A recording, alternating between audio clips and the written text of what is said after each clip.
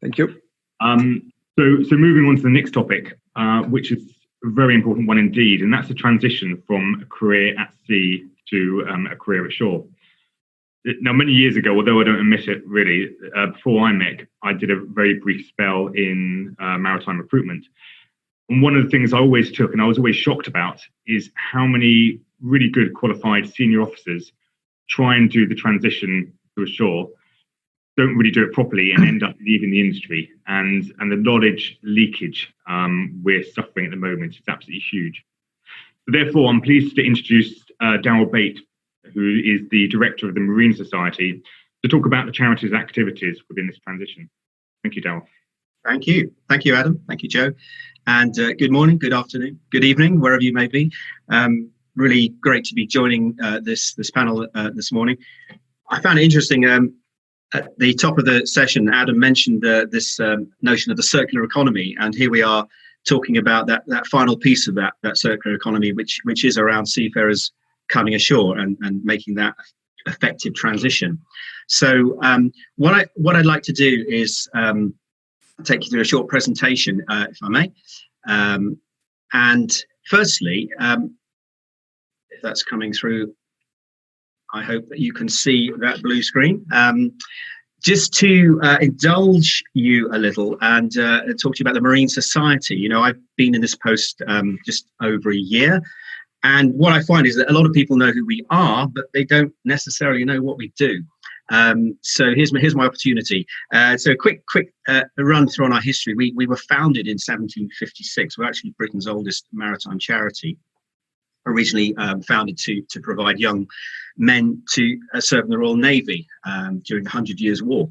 But time moved on, and in the early 70s, the charity merged with the Seafarer Education Service, which was had provided libraries, crew libraries, and distance learning for seafarers since the turn of that century. And then more latterly, we merged with the Sea Cadets Association to form Marine Society and Sea Cadets. And for those of you not in the UK, the Sea Cadet is a large youth development charity with about 15,000 young people, following, in a sense, the traditions of the Royal Navy through the activities that they do. We're based in Lambeth in London, and we are a provider of educational services, sort of out of welfare, financial support and guidance for seafarers, international and UK. What we offer is, as you see below, we have a very advanced digital course platform, Learn at Sea, and I'm cheekily going to say that chimes nicely with what Simon was saying earlier about just-in-time learning, and our courses are available offline and online anytime, short bite-sized learning opportunities for seafarers. We're developing maritime qualifications. In the UK, we are very heavily involved with careers into maritime promotion, and obviously shoreside career promotion, as we will come on to. And we manage the Slater Scholarship. Some of you may be familiar with those. They've helped many thousands, actually, of seafarers move up from rating to officer status or to gain STCW qualifications. And we have a range of other bursaries for seafarers wanting to undertake degrees and diplomas and other professional courses. We are a specialist maritime bookseller, leading IMO bookseller, and we still operate the crew libraries. But now we've moved into the digital realm, so we actually have a digital app with thousands of books in 7 languages. So do contact me offline if any of those take your interest. If you're a crew manager or ship owner listening to this, I'd be really happy to talk to you how we can serve you better.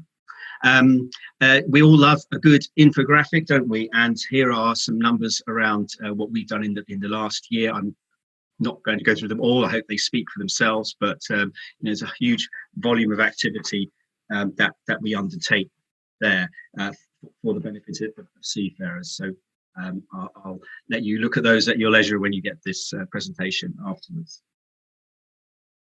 So let's talk about the main subject, which is this notion of coming ashore. And it's really not a new problem. In fact, it's a very old problem. As far back as 1980, Michael Gray, an author at the time and subsequent writer for Fair Play Publications. He wrote this book, Changing Course. And I can probably sense some of you nodding, saying, yes, you recall that. And it was probably the first time there was any advice given out to seafarers about what do they do when they make that step ashore. And I've included a quote there from a previous director of the Marine Society, which is in the book. And I think it's as pertinent today as it was back then. And he says, the seafarer ashore is a valuable employee, educated in a demanding school and accustomed to self-discipline and hard work. He is mature, he does not watch the clock, and he possesses drive and initiative. Employers would be wise to seek him out. And I endorse that statement fully. I'm also an ex-seafarer who came ashore myself, and I'd like to think I recognise some of those traits in what I brought ashore. And I think what we're talking about here is trying to harness that talent pipeline.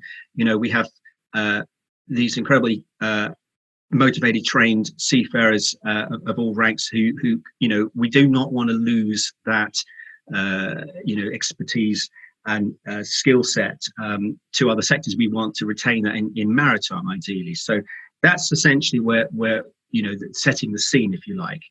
Now, I'm going to indulge you for a moment and hopefully play you a short introductory promotional video that we recorded to just introduce the project. So hopefully this will come through. Hello, my name's Andrew Cowderoy. As a former seafarer, I know firsthand the challenges of starting a career on shore. Knowing what job prospects are available and how your skills, qualifications and experiences are transferable into your ideal job on shore. Knowing who to ask for help, support or guidance can be challenging. And whilst working in an office doesn't always mean being stuck behind a desk, if you've never worked in one, it can be a daunting experience. Join the Coming Ashore programme and we'll pair you with a maritime professional or former seafarer who will mentor you through your course change and starting a career on shore. Join the podcast, live webinars to learn how to write the perfect CV or prepare for that interview for your job. You're not alone. We're here to support you in your career change.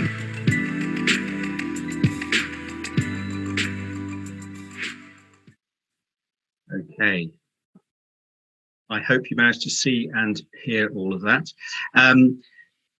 Let me just take you through the background. I mean, I want to be clear that this project comes from an evidence-based research background. It's actually a number of years old in the making. It actually went back as far as 2015. The UK government conducted a maritime growth study at which it identified that there was a need to support seafarers coming ashore. You know, the data that supported that from those seafarer projections was that, you know, the numbers would triple over the next decade from 2016. And from that, they formed a consortium of key sector representatives like Nautilus International and Merchant Navy Training Board and ourselves, called Project Ulysses, and that was commissioned to conduct further research into what seafarer needs there were. So they spoke to a huge range of employers. And some of the findings that came out of that sort of key pieces of research, which really inform what the project now attempts to do, are these following ones. So, you know, that skills and qualifications for each type of job and sector are very different. I think one of the questions that often comes up is, you know, from a seafarer, should I, you know, if they're an officer, you know, should I obtain my master's? Do I need a master's before I can come ashore? And, you know, the employer's response to that was almost like 50-50. You know, it all depends. Clearly, if you want to be a ship superintendent, that would be a minimum requirement. If you just want to work in ship operations, then probably not. And, you know, we know that the average length of stay at sea is reducing. My understanding is it's around 7 years now, and people are sort of just reaching that master's ticket level and then coming ashore and changing their life course through whatever reason. So that period at sea is contracting. There was a recognition by employers that they need to be flexible around what they expect seafarers to have if they want to work in a maritime role ashore. and requiring someone to have X years of command experience is not necessarily practical when that time at sea is, as I say, becoming shorter. Seafarers have to search in a number of different places. There is no one-stop shop. They don't have that access to ready advice and guidance. They don't know where to turn, as I say. There needs to be more attention to encouraging them into shore side. That those jobs are okay. There are issues around, matching the pay and conditions, which clearly, if you're a higher ranking officer, you're not going to command when you come ashore. But there are other encouragements around the work-life balance and so on. So it's getting that message right to attract people ashore. And a key factor that came out of that research was that need to give them a little taste, a work experience in a maritime office or sector just for a period. And our recommendations in the project is that people use their leave time to just have a short taster in a legal office or whatever it may be, just to build up that experience and take those sort of small steps towards coming ashore.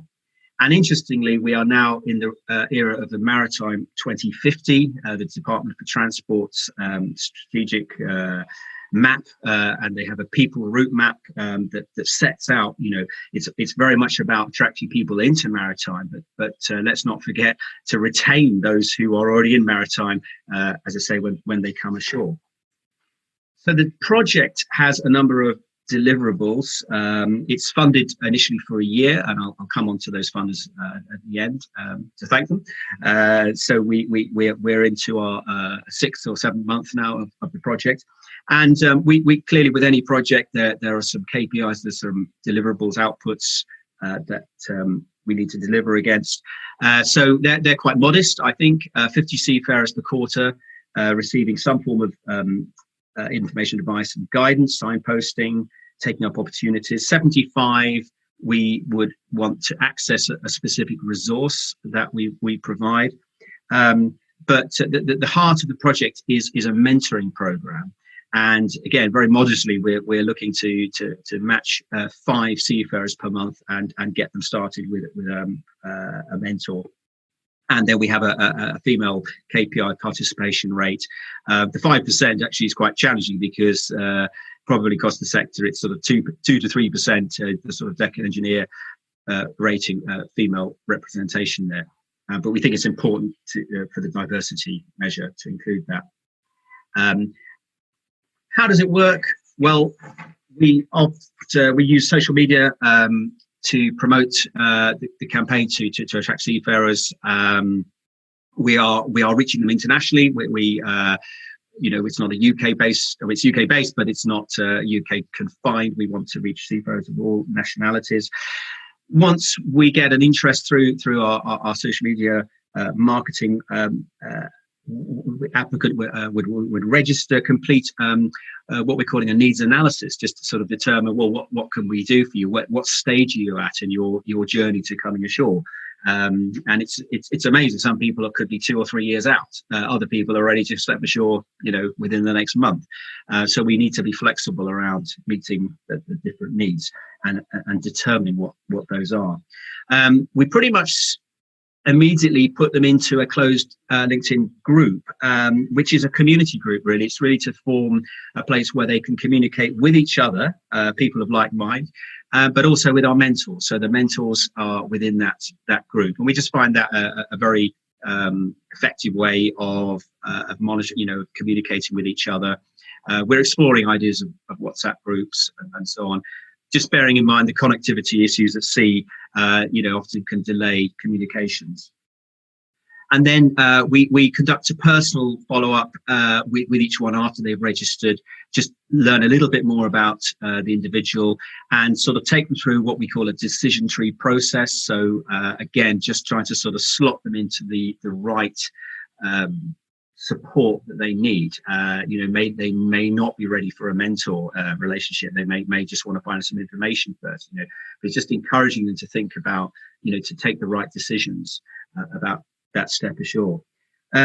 The mentor, as I say, is an absolute central plank of this project. It is around linking them up with an industry professional, not necessarily an ex-seafarer. We have several who aren't. They're highly experienced in some form of the commercial shipping world, but these are people who are experienced in mentoring and guiding others. So that is a critical part to get them on, because all research would tell you that having that person walking with you on that journey is so important for ultimate success.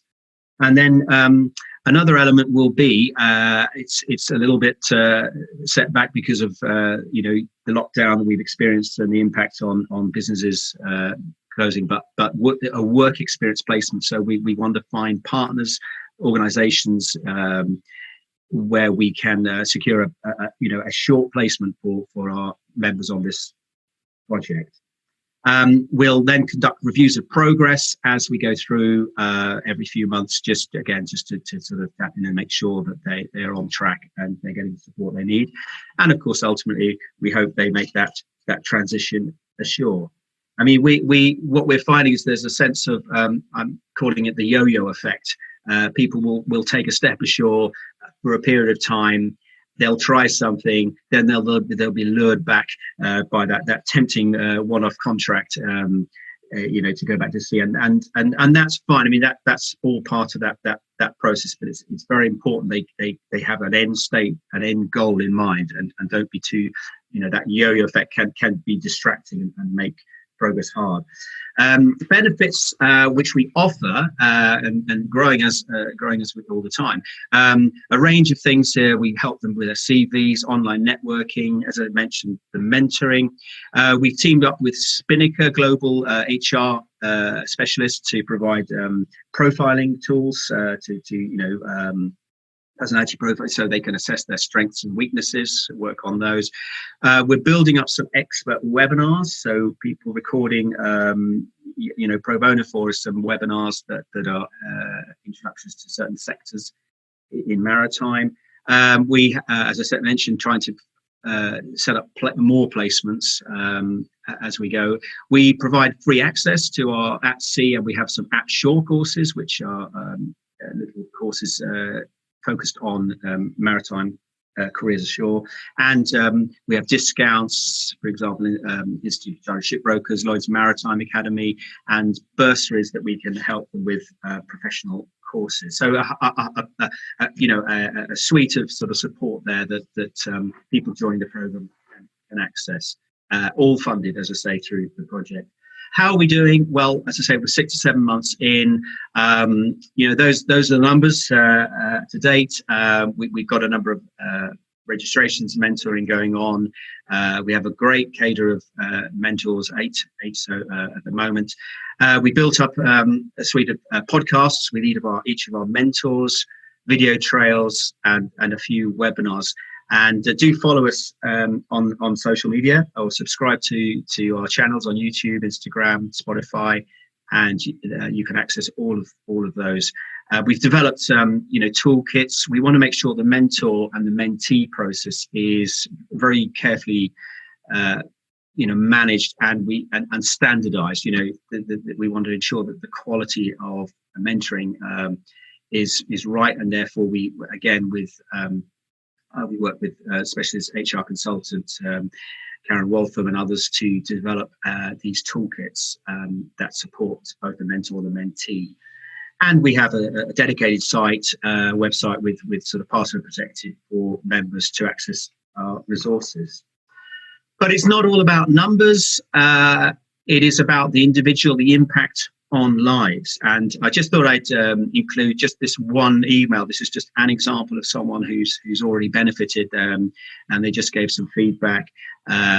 Essentially, you can read there, someone who's just found that reaching out to 2 of our mentors for some initial advice, both provided guidance, they've taken it on board, and they've now got a clearer view of what they want to do. They're working towards their ICS exams, and so on. So it's just heartening to see that people are finding that really helpful, and it's making an impact. So and what next? Well, we need to source more industry professional mentors. As the project grows, we can't. These are very busy individuals. They're giving their time to the project, so we don't want to overload them. We need more. We need to improve our marketing. I think the project needs to become better known. Hence, days like this when I can promote this to a global audience. And then ultimately, we need to move to a sustainable model. The funding is currently limited to the first year. We may need to introduce a subscription to that to become sustainable. Secure, as I say, more work experience placements. I think that's a critical element to give those seafarers a little sort of taster in an office-based environment, Ashore, and to further expand our resources through webinars and so on. And I've just put there, can you help? It's a call to action. If any of those you feel drawn to, if you feel you can offer us any support to this really worthy project, do contact us at the Marine Society. We'd be so grateful for any support you can provide in any of those areas. And then I just obviously have to thank a number of our supporters, funding and otherwise, who are making this all possible, and you have them there on the screen. Some of you may be on this call, so thank you especially. So that is my presentation. Thank you for listening and attending, and I would be very happy also to take any questions you may have. Excellent. Thank you very much, Darryl. Sorry, and I'll just ask all the other speakers to come back online. And just while they're doing that, I just wanted to comment, Darryl, actually, how important I think this mentoring is. I saw a presentation, I think, by Farstream a couple of years ago, and they'd surveyed quite a few seafarers who were looking to come ashore. And I was quite surprised, actually, how many wanted to go and become shipbrokers, which isn't necessarily the skill that you're trained up to be as a seafarer. So, one had to wonder from that whether they actually